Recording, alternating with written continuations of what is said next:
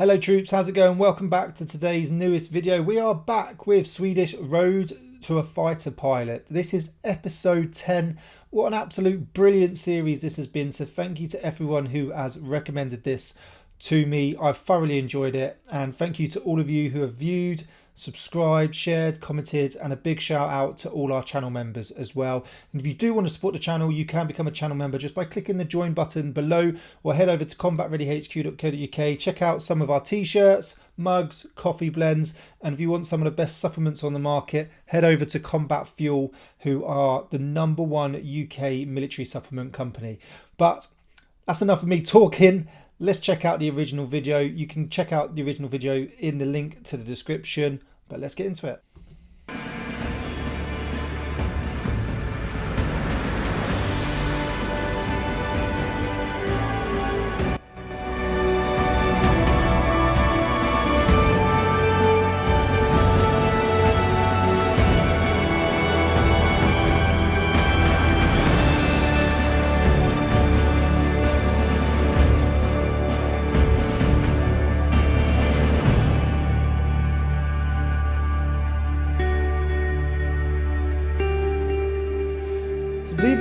Jag är här, Peter det här, Simon, Henrik, Kule, Ads, Mackan, Rex, Falken, Cass, Het, Bar, Doff, Peso, Van, Fredde. Välkomna till genomgången här nu för dagens stora begivenhet. Det ni ser framför er här nu, det är målbilden.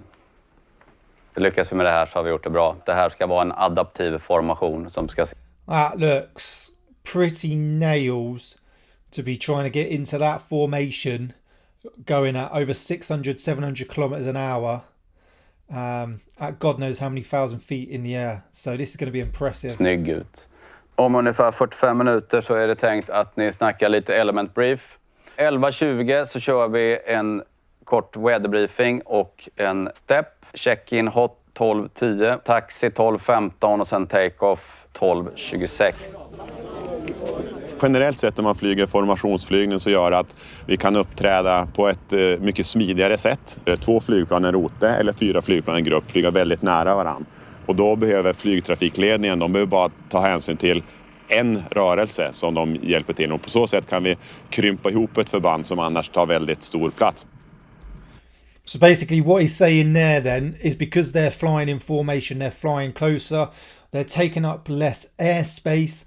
So air traffic control only sort of need to have them within a certain goalpost for other, obviously controlling other aircraft. As otherwise you've got, I don't know how many aircraft are there, 12 or something, all in different locations. That's a lot harder to control because they're in so much, they're in a much larger airspace compared to a formation where they maybe only speak to the commander, which controls them all.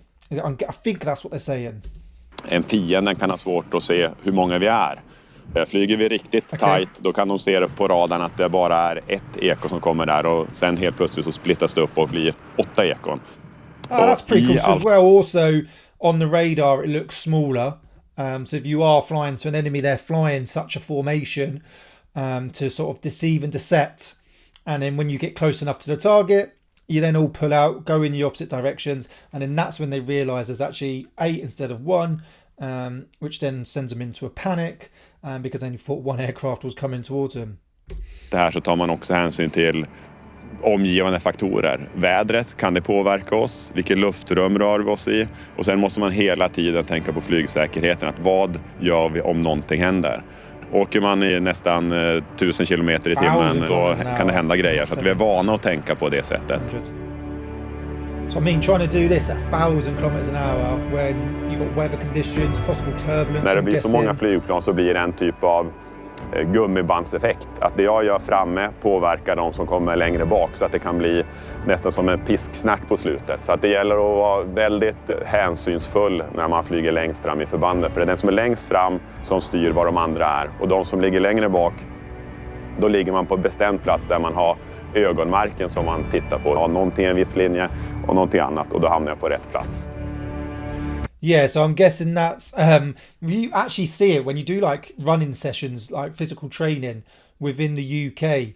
So if someone starts speeding up at the front, it's like a sort of knock-on effects at the back. If someone starts lagging behind, the rest lag behind in the centre, then the back and it's like a train effect, and it's the same with these. They're obviously following a certain mark in front of them, and that front pilot is controlling it all. So if you start doing fast, sudden jolt moments, they're all going to do that on the way back, and it's just going to have a knock-on effect. So like being the front pilot is most probably the most important aircraft out of this whole formation.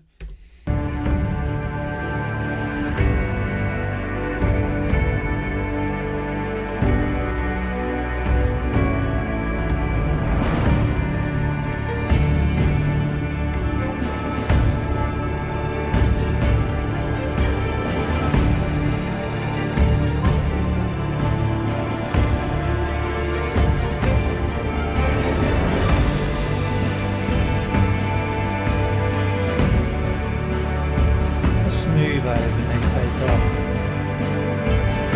Look at that. Wow. Seeing that from inside the cockpit. Look how close they are. Now that is impressive.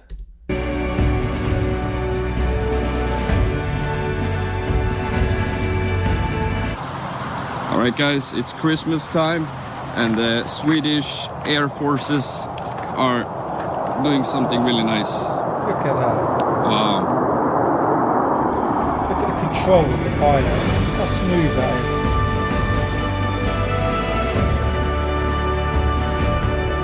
Pretty cool to do over Christmas time as well. Very, very impressed. For those watching this on a mobile, you need to watch this on a computer screen or a TV. Snyggt jobbat! Härligt! Bra jobbat Peter! Det gjorde ni också jäkligt bra. Alla maskiner kom iväg.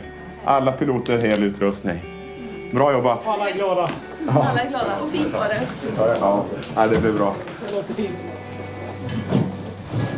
I wonder if throughout this, there's quite a few of them who are blurred out. I wonder if it's because they do a specific role or they just didn't want to be in the program. Det var du som låg framför Blue eller Black One, va? Ja. Jag såg ju dig jättenära också. Så låg jag och körde S-svingar så här. Jaha grabbar, hur känns det att vara med sin första julgransflygning? Mäktigt! Ja. Det är lite annorlunda när det blir så pass stora formationer. Det var jävligt coolt att ligga där bak också. Och komma upp över och hålla koll på hela förbandet. Kul! Bra jobbat! Ja. Tack detsamma. That's got to take some skill to be able to do that. It's all about traditions. We've said this in some previous episodes where they do the water bucket over the head, keeping these traditions. And it also, from reading the comments on this video, a lot of the Swedish population, they actually love seeing this go overhead, and they love that the Swedish Air Force keep this up. I am just seriously impressed with the skill that it must take to be able to control that and run smoothly at 1,000 kilometers an hour. Because I'm guessing turbulence, winds, altitude, all sorts can obviously play a role with that. Obviously, these aircraft are super high tech and super stable and agile. But yeah, it's got to take a lot of training before you can start doing formations like that. Because it only takes one wrong move and someone to fly into another aircraft, and it just, completely fatal. But absolutely brilliant to see. I've never seen such a large formation. The only ones I've really seen is the British Red Arrows, the Royal Air Force Red Arrows, and they're like 6 to 8, I believe. But unreal, really, really good to see. Really short episode, but great to see. Another Swedish Air Force tradition. Once again, thank you for watching. Check out the original video in the description. If you could like, share and subscribe, and I'll see you soon. Thank you.